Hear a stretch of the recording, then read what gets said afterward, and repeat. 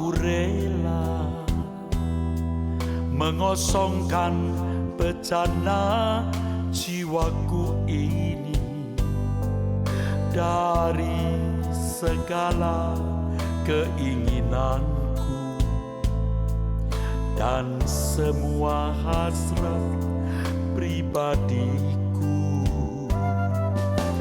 Tuhan, penuhi aku dengan gairah surgawi nan suci, agar apapun tak ku ingini lagi, hanya Engkau hartaku abadi. Saat ku pulang menghadap Bapa, hanya Engkau yang ku miliki. Kerinduan hatiku, kehausan jiwaku, dapat ku memandang wajah-Mu.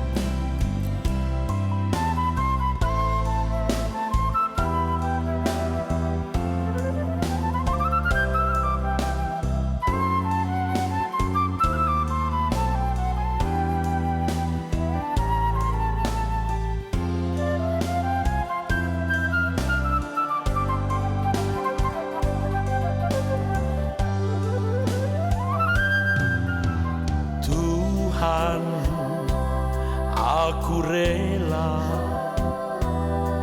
mengosongkan bejana jiwaku ini dari segala keinginanku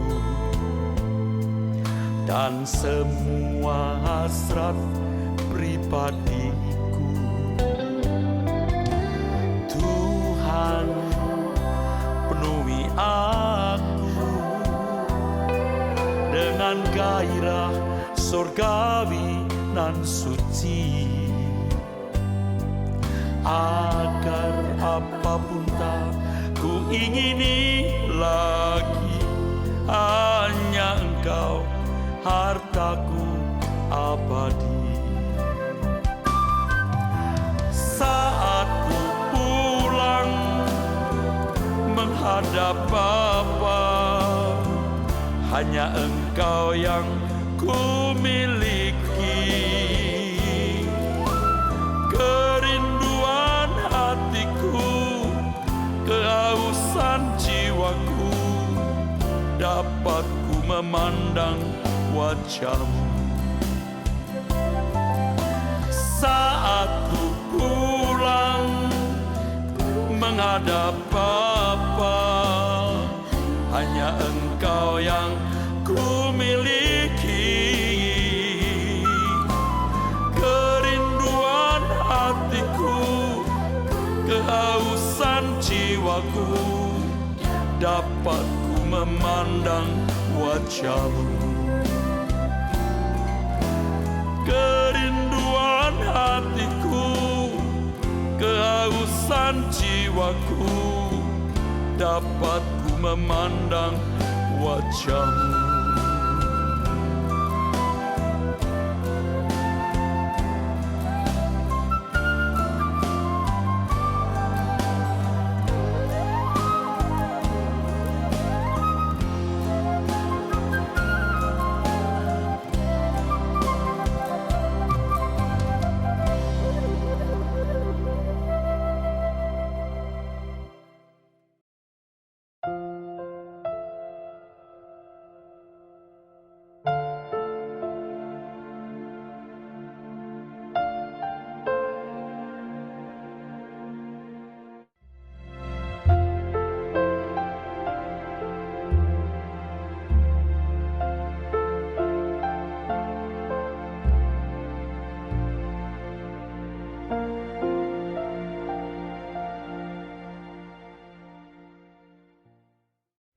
Jadi ketika seorang Kristen mengalami kesulitan, lalu itu ditengarai sebagai kutuk, itu sungguh satu penyesatan.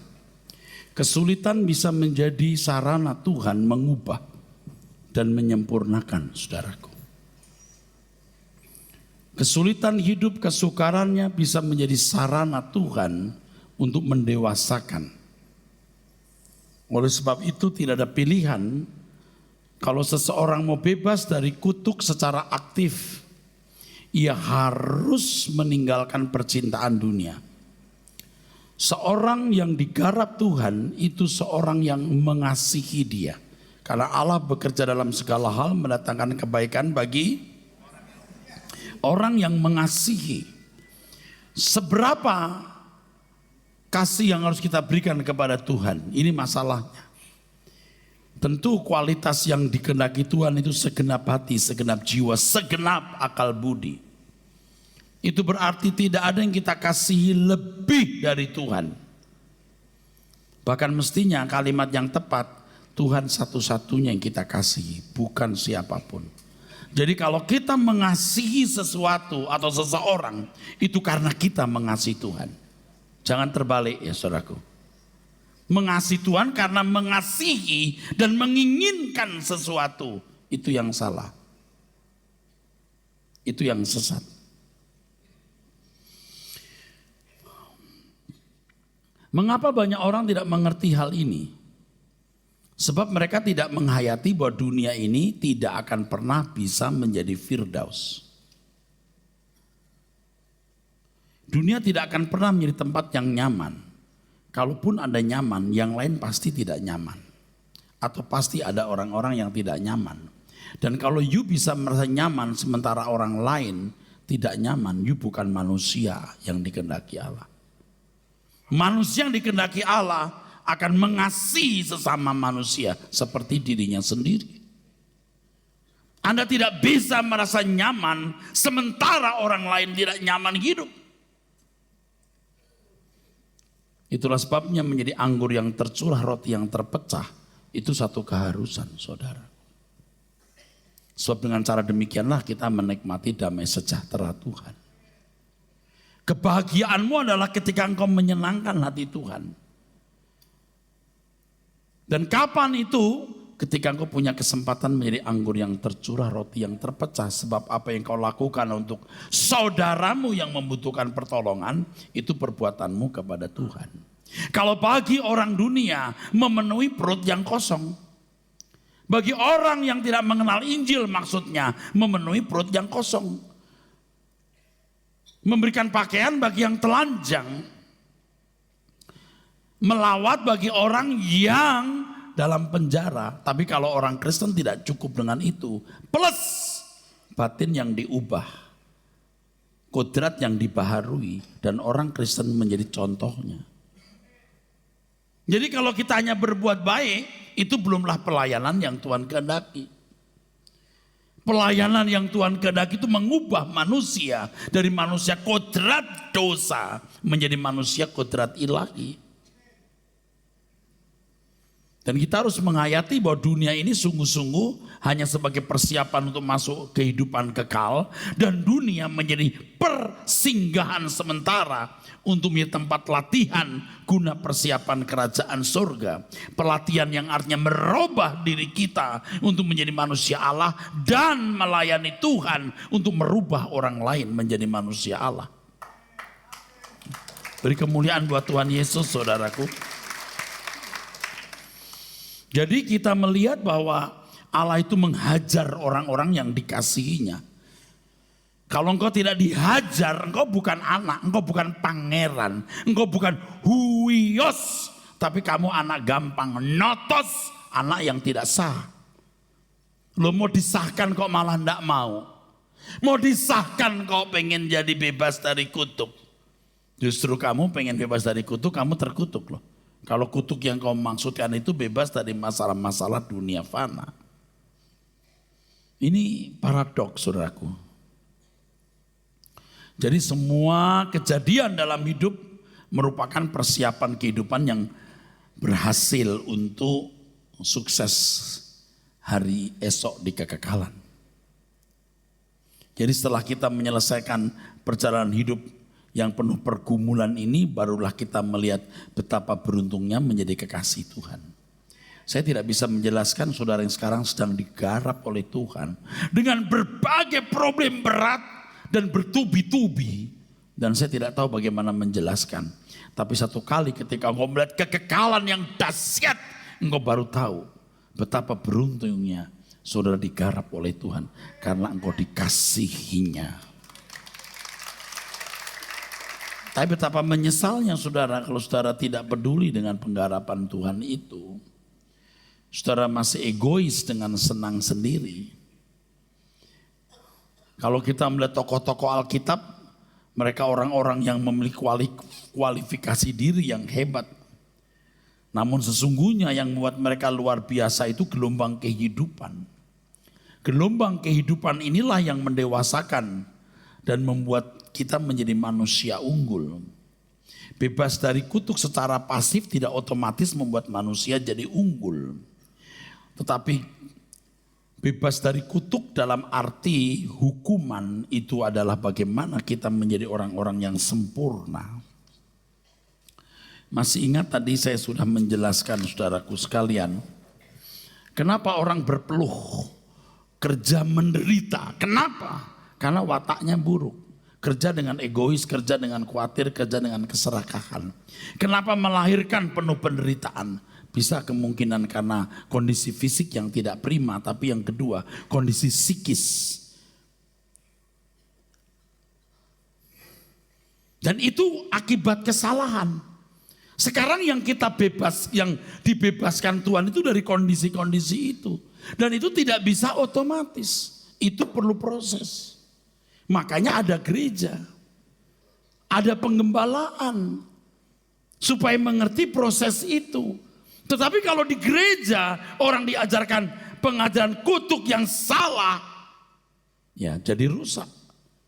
Gelombang-gelombang yang mau mendewasakan didoakan supaya bisa diteduhkan. Kesulitan-kesulitan hidup yang menjadi berkat yang tidak ternilai untuk menemukan mutiara kebenaran di balik semua peristiwa itu mau dihindari. Semua kesulitan itu bukanlah kutuk, tapi merupakan vitamin jiwa dan nutrisi untuk pertumbuhan kedewasaan rohani kita. Inilah faktanya, anak-anak Tuhan pasti dididik. Yang dikasihi itu dihajar. Dalam teks aslinya itu dipukul berkali-kali. Itu dalam Ibrani pasal 12. Dari ayat 4, 5, 6, 7 dan seterusnya. Supaya kita mengambil bagian dalam kekudusan Allah. Jadi kutuk itu terpisahnya manusia dari Allah. Kutuk itu kegagalan manusia untuk mencapai gambar dan rupa Allah. Karena gagal mencapai gambar dan rupa Allah, maka manusia tidak bisa bersekutu dengan Allah. Jadi nggak cuman begini saudaraku, bahwa salib itu membuat orang bisa melangkah ke sana. Bukan hanya begitu, bisa masuk ke sini. Nggak otomatis. Terpisahnya manusia dari Allah itu kan karena manusia makan buah. Buah pohon pengetahuan tentang yang baik dan jahat. Manusia mengkonsumsi apa yang baik dan jahat menurut asumsi tertentu. Mestinya manusia makan pohon kehidupan. Jadi kalau Tuhan berkata, jangan kamu makan buah ini. Kamu boleh makan semua buah di taman ini. Artinya kamu harus makan buah. Kalau tidak kamu mati. Yang kamu makan satu, buah-buah untuk kebutuhan jasmanimu. Tapi manusia hidup bukan hanya dari roti, dari setiap firman. Makanlah buah kehidupan. Jadi pohon pengetahuan tentang yang baik dan jahat dan pohon kehidupan itu hanya figuratif saudaraku. Itu sebenarnya mengenai kebenaran. Ketika manusia mengkonsumsi yang bukan kebenaran, sampai titik tertentu tidak bisa mengimbangi kesucian Allah, baru terbuang. Sekarang keselamatan mengembalikan kerancangan semula. Pada mulanya Allah menciptakan manusia seperti apa? Baiklah kita menciptakan manusia menurut gambar dan rupa kita. Itu baru rencana, Pak. Gambar dan rupa Allah itu baru rencana, belum gambar dan rupa. Ini apa gambar ini? Selem. Ini demos. Ini selem, ini demos. Selem. Ini demos.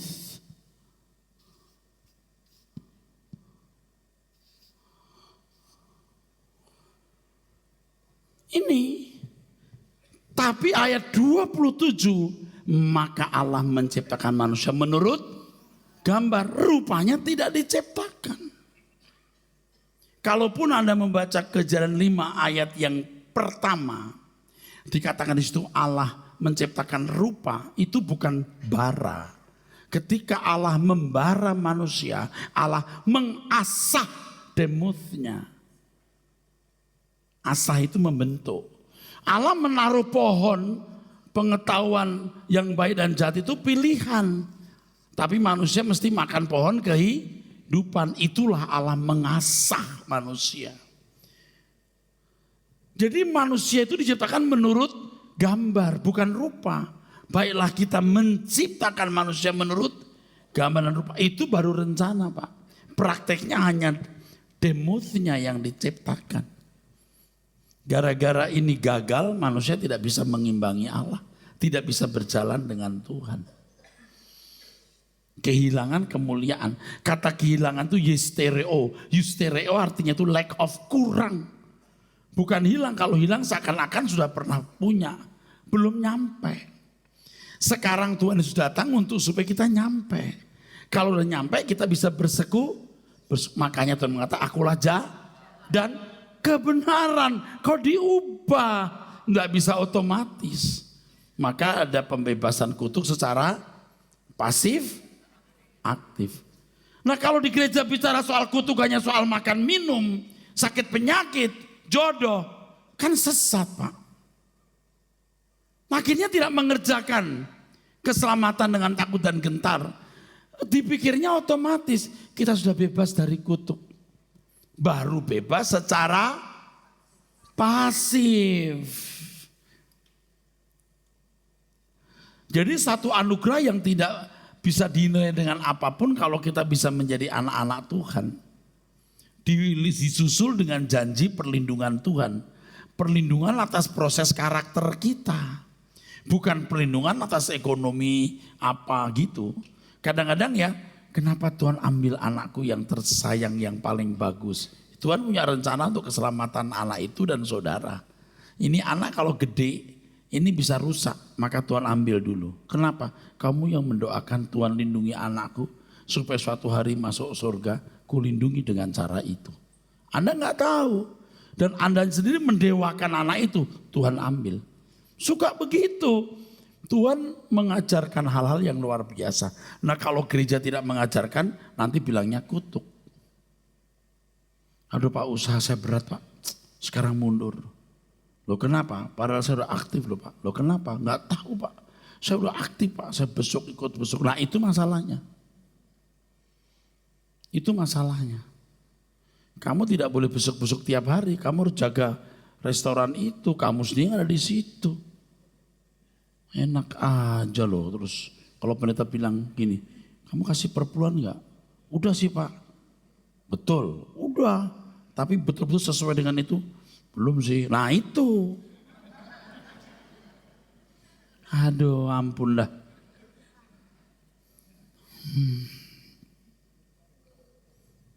Jadi perjalanan hidup kekristenan kita itu perjalanan supaya menjadi anak-anak Allah.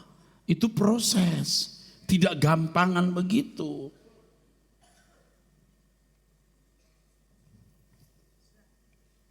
Jadi kalau Tuhan telah menebus kita, ya kita harus memberi diri untuk dibentuk Tuhan sesuai dengan kehendak Tuhan.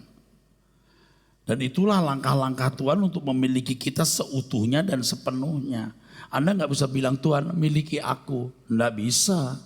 Kamu Harus merelakan diri kumiliki dengan cara kalau kamu berpikir seperti aku berpikir dan berperasaan seperti aku berperasaan. Kau baru kumiliki. Contoh sederhana begini, kalau Anda punya pegawai, pembantu rumah tangga saja. Kalau tidak nurut cara berpikir saudara itu rusak loh. Capek ngurusin begitu. Tapi kalau udah ikut 3 tahun, 5 tahun, 10 tahun, 15 tahun. Nggak pernah ngomong, semua beres. Karena sudah dimiliki Anda dia. Tapi kalau dia maunya sendiri, nggak bisa ke-handle. Nita, ya kak, kau tolong ke rumahku ya. Kenapa kak? Aku mau keluar negeri nih 2 minggu. Kan ada pembantu. Waduh, dia nggak bisa diharap. Mana? Kamu tolong nginep aja di rumahku. Begitu, tapi kalau saudara punya pembantu sudah ngerti, si Nita bilang, kak mau ke luar negeri, aku ke rumahmu ya. Oh nggak usah, kan nggak ada orang di rumah. Kan cuma ada pembantu. Oh dia mah udah bisa semua deh, nggak usah. Itu kau miliki itu pembantu, karena sepikiran dengan saudara. Apa yang ada mau dia tahu. Sama dengan Tuhan, yang Tuhan mau kau tahu dan kau lakukan. Kalau tidak engkau belum dimiliki Tuhan.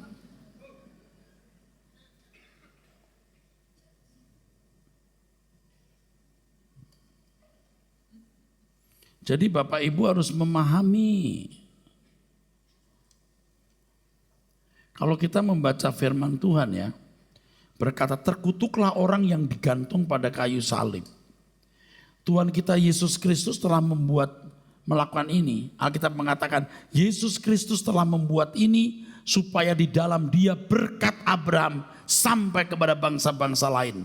Sehingga oleh iman kita menerima roh yang telah dijanjikan itu. Ini kalimat luar biasa. Ini kalau cuma 1 bab nggak cukup bro. Apalagi ini nggak 1 bab. Ini cuma beberapa paragraf. Terkutuklah orang yang digantung pada kayu salib. Siapa? Tuhan Yesus. Yesus Kristus telah membuat ini supaya di dalam dia berkat Abraham sampai kepada bangsa-bangsa lain. Sehingga oleh iman kita menerima roh yang telah dijanjikan. Tidak ada kematian di kayu salib, tidak ada berkat Abraham sampai kepada bangsa-bangsa. Loh, kok berkat Abraham dipahami sebagai berkat jasmani? Coba, terimalah berkat Abraham. Loh, coba lihat itu. Waduh, gue lepaskan berkat. Waduh, dulu saya juga begitu. Saya lepaskan, wah kayak orang sakti aja men, ngelepasin berkat. Berkat Abraham itu keselamatan itu. Bahwa orang percaya telah dibebaskan dari kutuk oleh percayanya kepada Tuhan Yesus. Percaya itu bukan berarti hanya mengaku Yesus juru selamat. Percaya itu mengikuti jejaknya. Maka dikatakan dalam kalimat ini, oleh iman kita menerima roh yang telah dijanjikan itu. Tapi kalau saudara tidak hidup menurut kehendak Allah, memadamkan roh sampai menghujat roh. Di dalam buku ini ada penjelasan itu.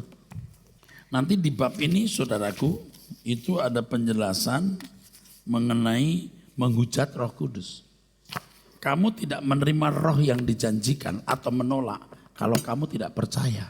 Saya udah percaya Pak. Percaya itu artinya mengikuti jejaknya. Ini sudah berat banget Pak, ikut Tuhan kayak begini berat. Saya juga sadar berat. Bagaimana kita bisa berkata bahwa kita sebagai anak Allah sementara masih hidup di bawah kutuk. Sebagai anak bagi Allah Bapa, kita berarti menjadi ahli waris kerajaan. Kita tidak lagi menerima roh perbudakan. Roh perbudakan ini kutuk itu. Jadi kita harus melepaskan diri dari cengkeraman, kemiskinan karakter, kehinaan watak dan martabat. Tepuk tangan saudaraku. Jadi berkat Abraham itu keselamatan itu. Dan itu bisa terjadi kalau ada kayu salib.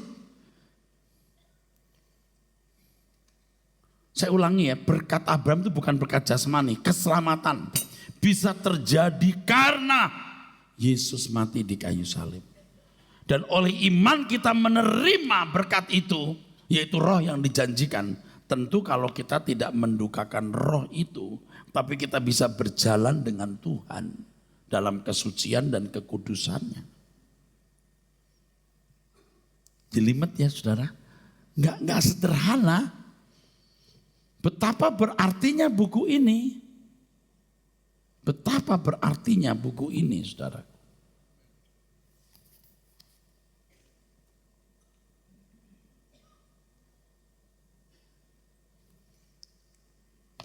Jadi orang yang bebas dari kutuk,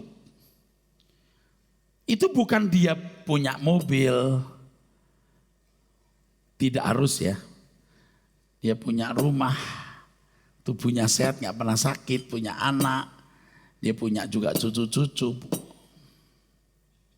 Orang yang bebas dari kutuk, orang yang, mau dengar? Mau dengar? Seperti Yesus.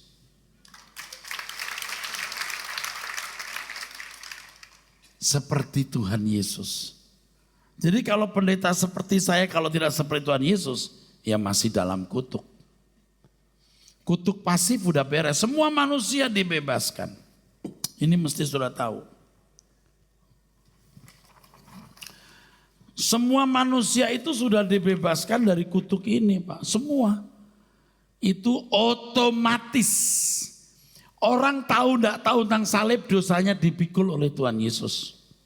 Dia juga tidak tahu gara-gara Adam, gara-gara opa Adam dia begitu. Dia nggak tahu juga, nggak tahu. Dia juga nggak perlu tahu mungkin kalau bukan umat pilihan. Tapi kalau umat pilihan, Anda harus tahu seluk-beluk salib itu dan untuk apa salib itu diadakan. Maka bagi orang yang mengenal salib, dia harus disalib. Dagingnya disalib. Orang yang tidak mengenal salib tidak perlu menyalibkan dagingnya. Dia jadi manusia baik saja cukup. Tapi kalau anak Tuhan, dia harus menyalibkan dagingnya dan bisa berkata, hidupku bukan aku lagi tapi Kristus yang hidup di dalam aku. Saudara masih ikut terus ya? Oke. Allah bukan sekumpulan doktrin. Allah bukan setumpuk pengertian. Ia juga bukan sekedar tenaga aktif yang bergerak tanpa perasaan. Allah adalah oknum yang berpribadi. Oleh sebab itulah ia berkehendak dan berhakikat. Ia bertindak sesuai dengan hakikatnya. Tidak ada sistem atau sesuatu di luar diri Allah yang mengatur dirinya Tuhan. Di dalam diri Allah ada rule, ada hukum. Dan ia bertindak sesuai dengan hukum di dalam dirinya itu. Itulah sebabnya mengapa Allah tidak bisa membunuh, tidak bisa membinasakan Lucifer. Karena harus membuktikan atau harus terbukti kesalahannya. Kalau Anda bertanya begini, emangnya harus begitu Pak? Kalau enggak gimana? Enggak bisa. Itu hebatnya Allah. Dan Anda jangan hanya terima pakai akal, tapi pakai perasaan dan penghayatan. Dan kalau saya berhadapan dengan orang, oh saya nggak percaya begitu, saya diam saja. You mesti ketemu Tuhan dan merasakan perasaan Tuhan.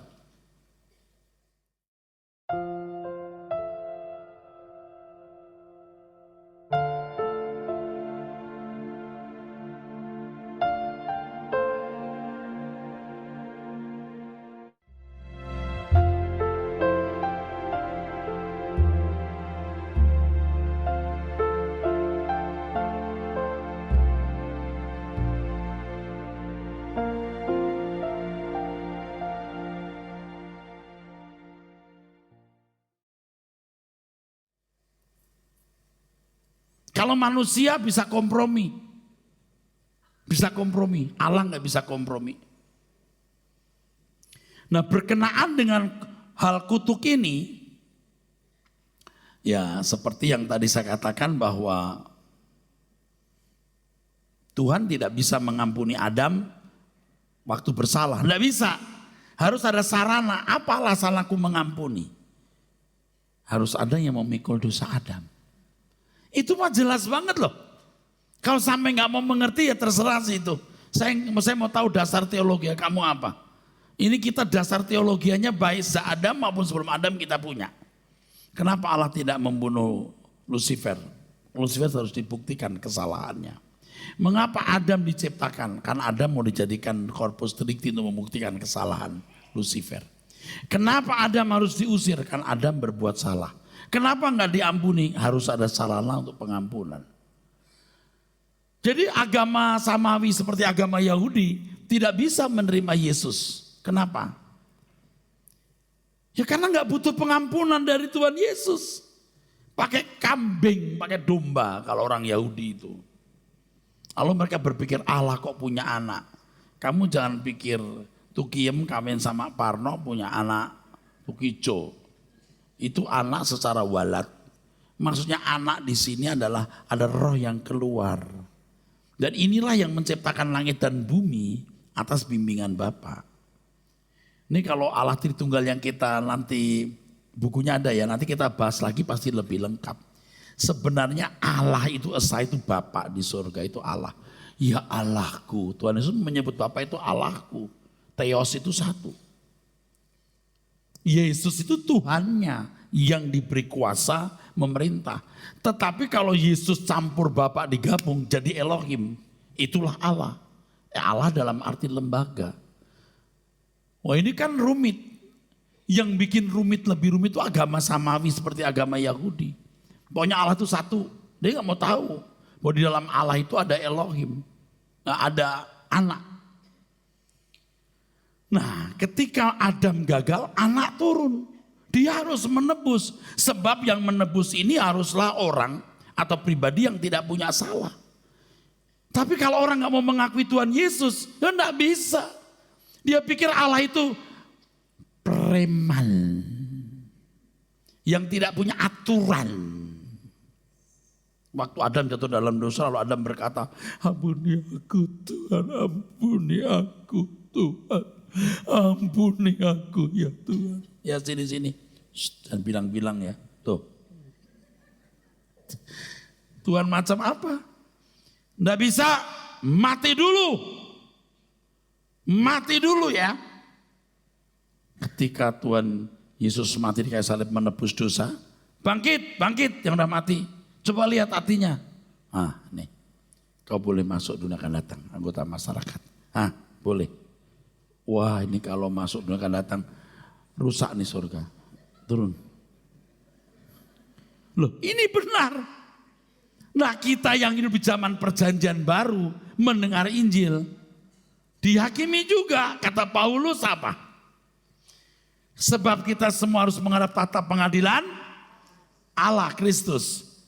Oleh sebab itu aku berusaha supaya aku berkenan. Nah kelompok yang ini nih ya yang mendengar Injil. Sini. Kau mendengar Injil? Ya Tuhan. Coba lihat artinya. Ya kamu masih masuk anggota masyarakat. Kamu. Ya Petrus bawa masuk rumah. Kamu tetangga. Kamu masyarakat. Yang kamu. Buset. Kata si Petrus, ini mah lebih jahat dari Yudas Tuhan. Itu di sana neraka. Sana. Saya percaya Tuhan Yesus. Percaya itu ikut jejaknya. Katanya pendeta saya percaya saja. Ini harus berkenan. Tapi kalau baik saja ya masyarakat.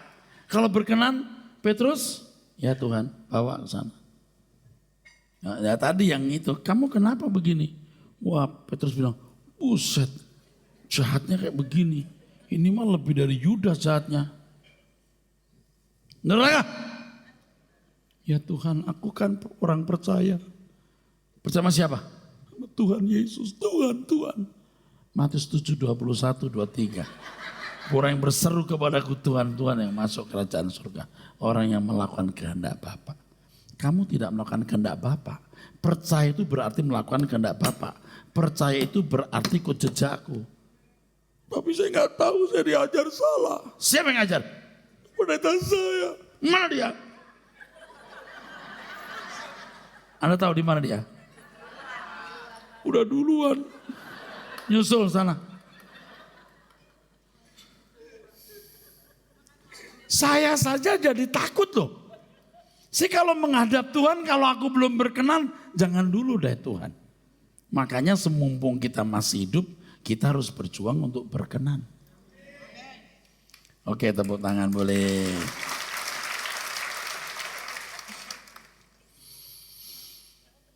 Saudara kalau mati hari ini masuk surga enggak kira-kira? Tawon. Tuhan itu mengampuni pakai sarana. Jadi kalau saudara masuk agama Kristen itu sudah pas, udah bener. Karena ya udah bener lah, kita mau dijolimi apa kita diem aja lah. Pokoknya yang waras itu diem. Amin, kita diem aja ya. Berkenaan dengan pembahasan Kalkutuk ini kita harus melihat juga beberapa sifat hakikat Allah. Bahwa Allah adalah Allah yang adil dan kudus. Kekudusan dan keadilan Allah inilah yang bisa berdampak negatif kepada manusia atas kesalahan manusia itu sendiri. Kalau Allah tidak kudus, tidak adil, nggak berdampak kalau manusia bersalah. Adam bersalah, jahat misalnya, atau manusia berbuat kesalahan, nggak apa-apa, samaan. Tidak, Allah itu kudus. Nyah kamu dari hadapanku. Ampuni aku Tuhan. Nggak bisa. Bagaimana sarananya pengampunan? Nah, itu baru Allah yang benar itu begitu. Jadi kita itu sudah benar ya. Di satu keyakinan yang benar, kebenaran yang murni. Beri tepuk tangan. Jangan pindah agama. Allah kudus berdampak negatif untuk orang yang melakukan pelanggaran. Allah harus mengusir dan tidak mau berjalan dengan orang-orang seperti itu. Kekudusan Tuhan berkaitan erat dengan keadilannya. Oleh karena Allah adalah kudus, maka Allah tidak akan berlaku curang. Ia adalah Allah yang berlaku adil. Keadilannya menuntut hukuman atas kesalahan. Bahwa apa yang ditabur orang juga harus dituainya. Nah karena itu ada kutuk. Kalau Allah tidak kudus, tidak adil, nggak ada kutuk. Udah nggak usah dihukum deh. Allah penuh kasih kok. Udah nggak usah ada yang memikul atau menanggung korban. Nggak perlu. Itu Allah preman yang tidak punya tatanan. Allah yang tidak punya aturan. Allah yang punya aturan nggak gampang. Mengampuni orang harus ada sarananya. Tetap salah. Harus dihukum. Ya tapi maafkan aku. Enggak bisa, harus dihukum. Tapi maafkan aku Tuhan. Tidak bisa, harus dihukum. Tapi aku gimana? Oke. Putraku yang memikulnya. Tepuk tangan saudara. Maka Allah harus punya anak. Itu disebut Adam terakhir, betul enggak? Berarti kalau Yesus gagal, habis sudah. Itu satu-satunya amunisi yang Allah miliki untuk menyelamatkan kita. Makanya kita ini apa saudaraku? Hutang kepada Tuhan Yesus. Hutang nyawa, hutang kehidupan. Kita harus mempersembahkan hidup tanpa batas kepada Tuhan. Jadi tidak bisa saudara bebas dari kutuk secara otomatis. Tidak adil Allah.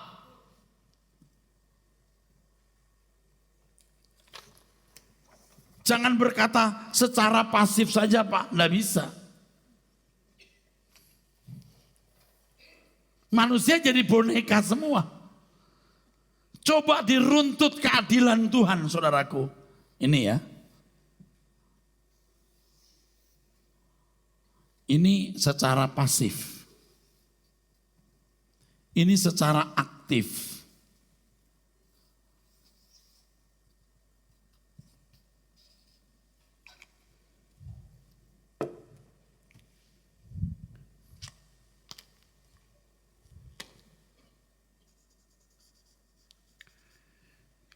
Saudara kalau membaca Alkitab, saudara menemukan Allah memberikan reward, upah.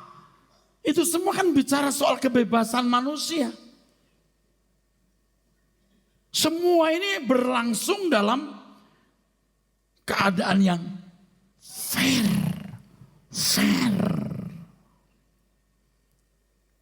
Adam gagal. Tuhan Yesus yang turun menjadi manusia. Selesai dong. Tapi tugas Adam dulu kan belum selesai. Kalau saya boleh ngomong nih satu hal yang mungkin gak pernah kepikir. Kalau Adam berhasil aja, hanya seorang Adam cukup membuat selesai semua. Gara-gara Adam gagal, maka Tuhan Yesus harus turun menggantikan Adam. Tapi gak cukup, harus ada manusia yang menyelesaikannya. Siapa? Kita. Beri kemuliaan buat Tuhan Yesus, saudaraku.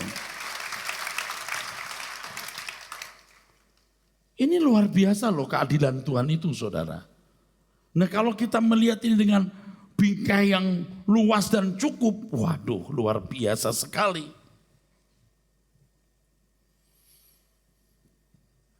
Ketika manusia jatuh dalam dosa, manusia kan tidak lagi berurusan dengan kekekalan, dengan masalah-masalah hidup setiap hari. Itu pun berlaku hukum loh. Kamu taat berkat, tidak taat laknat. Kehadiran Allah jalan terus, bukan terus kacau ngawur jadi belantara. Nah, tetap ada hukum.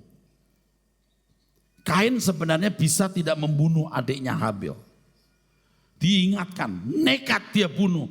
Terkutuk itu tanah di mana Kain membunuh adiknya Habil. Terkutuk itu Kain.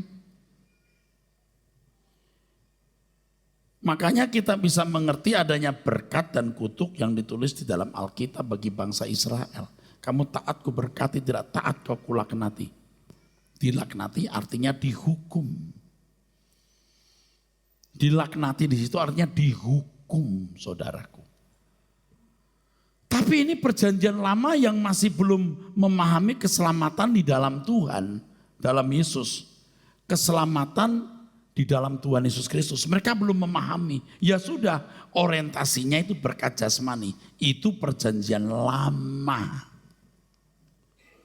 Sekarang masuk perjanjian baru.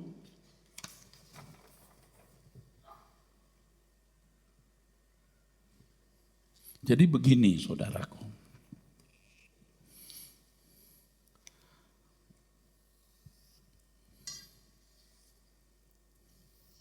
Ini kecil saja, bukan sengaja saya buat salah garis ya.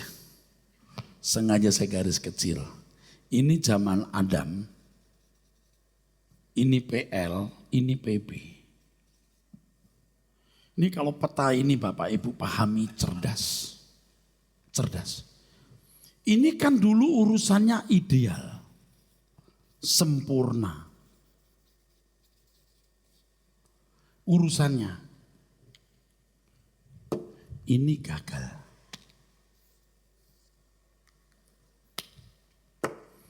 Sekarang di sini urusannya hanya pemenuhan kebutuhan jasmani.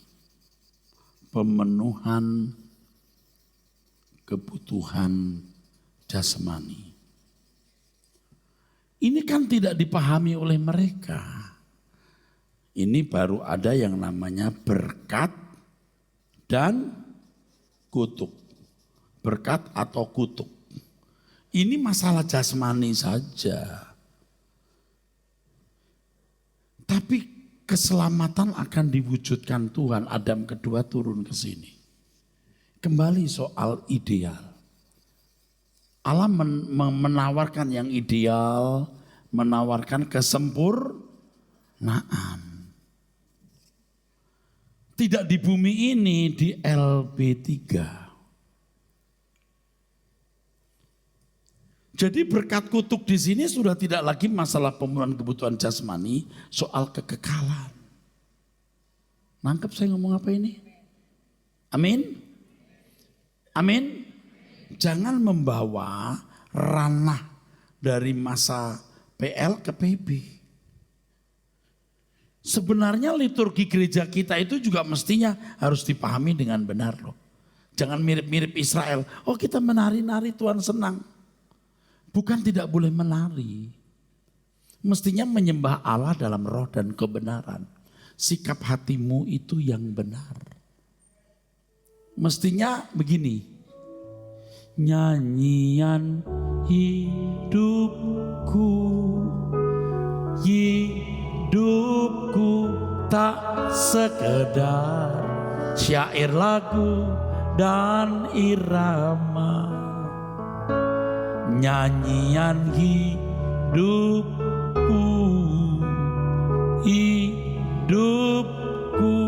melakukan kehendak-Mu Bapa. Perhatikan Bapak Ibu saudara-saudaraku. Kan kalau di agama-agama kan pasti tekanannya, oh Allah besar, oh Allah baik, begitu ya. Tahu? Amin? Pasti itu pasti. Kristen juga begitu enggak? Ya boleh enggak? Boleh. Tetapi lebih dari itu orang Kristen itu harus punya dialog di dalam kehidupan. Karena Bapa itu tinggal dalam diri kita, roh dalam diri kita, dialog. Dan kalau kita di gereja nyanyi apa sekarang? Jangan lagu itu, yang lain. Kalau tadi saudara kan nyanyi. Tuhan ku serahkan hatiku. Itu harus cocok. Kalau enggak you bohong. Apalagi agama-agama suku. Mana punya nyanyian. Paling cuma engkau luar biasa. Gitu aja. Nah Kristen kalau ikut-ikutan begini miskin. Amin. Anda ngerti gak saya ngomong apa? Kenapa dihubungkan ke situ? Karena kita mau dibawa kepada kesempurnaan. Nah selanjutnya saudaraku, penguasaan seluruh wilayah hidup kita. Itu penguasaan di dalam pikiran, perasaan, atau jiwa kita, tubuh jiwa kita. Jadi untuk bebas dari kutuk itu, kuasai pikiranmu, kuasai perasaanmu, untuk berjalan sesuai dengan pikiran perasaan Allah. Seluruh wilayah hidup kita tidak boleh ditundukkan oleh dosa atau kodrat dosa. Kalau masih bisa ditundukkan, Anda masih berarti belum bebas dari kutuk.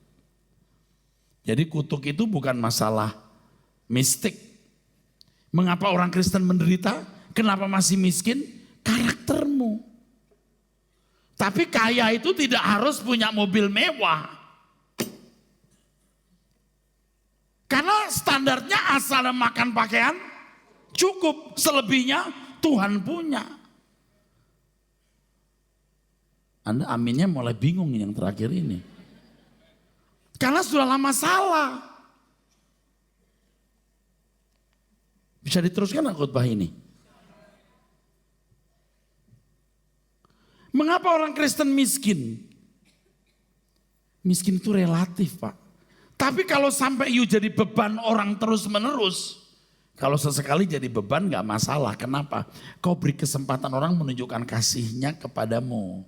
Kalau Anda ketemu orang susah, itu bukan kesempatan show mentang-mentang you punya duit lalu mentang-mentang you orang Kristen. Nih gue berbuat baik. Ingat itu. Dengan tulus engkau memberi. Dan bayangkan bahwa engkau sedang berbuat sesuatu untuk Tuhan di situ. Dan kita tidak boleh menganggap bahwa kita punya harta itu milik kita. Semua milik Tuhan. Sulitnya bukan kita memberi orang. Sulitnya adalah kepekaan kita untuk mengerti berapa yang kita beri kepada siapa, kapan dan bagaimana. Kalau hanya ngasih begitu gampang. Orang lain juga punya cara-cara untuk beramal. Bagaimana kita mempersembahkan hidup sesuai kehendak Allah? Karena kita ini kelasnya harus ideal. Anak-anak Allah yang sepikiran, seperasaan dengan Bapa di surga. Tapi kalau saudara jangankan mendengar suara Tuhan, punya harta aja masih pelit. Saudara, saya sebut, pengen tahu nggak? Kartu mati. You udah kartu mati, you nggak bisa dimainkan. Kalau orang main kartu, you punya kartu. Mau taruh yang mana? Tapi kalau kartu itu nggak bisa dikocok, nggak bisa dibuka, ya udah mati, kartu mati semua udah nggak bisa dibuka. Walaupun aku memberikan hartaku semua tanpa kasih sia-sia, loh, kok bisa ya? memberikan seluruh hartanya kok nggak ada kasih? Bisa, karena di luar komando Tuhan. Amin. Oh, aminnya makin pelan ini. Jadi saudara nggak boleh sakit kalau itu akibat Anda memiliki sikap hidup yang salah dalam pola makan. Saya yang ditegur Tuhan berkali-kali masih gagal. Apa? Pengen denger? Pengen denger? Kalau enggak saya nggak ngomong. Erastus, aku belum melihat engkau seperti bangsawan. Maksudnya cara kamu makan. Cara kamu bercanda. Sorry Tuhan. Ini potensi untuk terkutuk. Kalau aku tidak mengikuti kehendak Allah, itu potensi untuk terkutuk. Jangankan masuk anggota keluarga, menjadi anggota masyarakat juga tidak. Tapi kalau cuma makan sembarangan, itu mungkin asal dia berbuat baik, mungkin masih masuk dunia kan, datang sebagai anggota masyarakat. Tetapi yang menjadi bangsawan dalam segala hal. Sikapmu, keadilanmu terhadap sesama, kasihmu terhadap orang lain. Saya sudah belajar banyak saudara, bagaimana saya diremukkan Tuhan. Dalam kondisi tidak punya apa-apa, saya harus membantu orang. Waduh, aku sendiri susah Tuhan. Justru itu indahnya. Jangan nunggu kamu punya atau kaya atau lebih kamu berbagi. Semua harus kamu rela belikan. Yang tidak cuma satu, tubuh yang kamu pakai dan makan yang kamu makan hari ini. Maka firman Tuhan mengatakan asal dan makan pakaian cukup. Dengan cara begini kita bebas dari kutuk dengan kualitas sempurna. Dengan kualitas sempurna. Tadi saya sudah memberikan gambar kepada saudara. Ini. Bebas dari kutuk. Bukan hanya baik, tapi sempurna. Tapi saudara bukan tidak mungkin, jangankan sempurna. Baik pun tidak. Baik pun tidak. Dan gereja membuat kita nyaman. Kamu sudah jadi anak Allah. Kamu sudah diselamatkan. Apalagi kalau sudah bicara kamu ditentukan selamat. Habis saudaraku. Habis itu implementasi aplikasi sudah tidak proporsional. Semuanya dibicarakan dalam kajian. Bukan dalam tindakan konkret kehidupan. Bagaimana bebas dari kutuk? Sempurnakan dirimu untuk masuk kepada kesempurnaan. Masuk anggota keluarga kerajaan. Bukan hanya menjadi baik. Amin.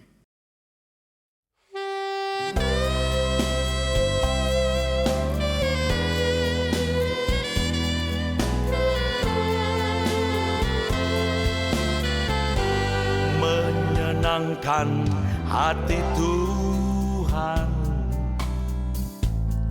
lebih dari segalanya. Disingkatnya hidupku, kesempatan berharga karena anugerah-Mu. Di renungan hati ini, kata dan perbuatan, di semua rencanaku, semua cita-citaku, seturut kehendak-Mu. Engkau ciptakan aku untuk menyenangkan-Mu. Sepanjang hidup ini sampai di sorga nanti, menyenangkan-Mu selalu. Di mana Engkau ada, aku rindu berada. Engkau kesukaanku, batu karang perhentiannya. tak akan tergantikan.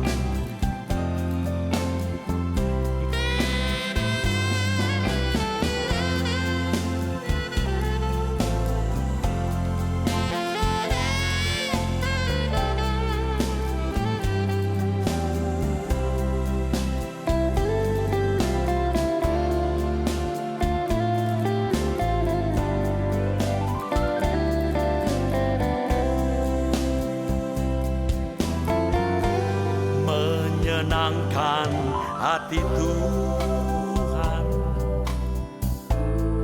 lebih dari segalanya. Disingkatnya hidupku, kesempatan berharga karena anugerah-Mu. Di renungan hati ini, kata dan perbuatan, di semua rencanaku, semua cita-citaku, seturut kehendak-Mu. Engkau ciptakan aku untuk menyenangkan-Mu. Sepanjang hidup ini sampai di sorga nanti, menyenangkan-Mu selalu. Di mana Engkau ada, aku rindu berada. Engkau kesukaanku, batu karang perhentian, tak akan tergantikan. Engkau ciptakan aku untuk menyenangkan-Mu. Sepanjang hidup ini sampai di sorga nanti, menyenangkan-Mu selalu. Di mana Engkau ada, aku rindu berada. Engkau kesukaanku, batu karang perhentian, tak akan tergantikan. Engkau kesukaanku, batu karang perhentian, tak akan tergantikan.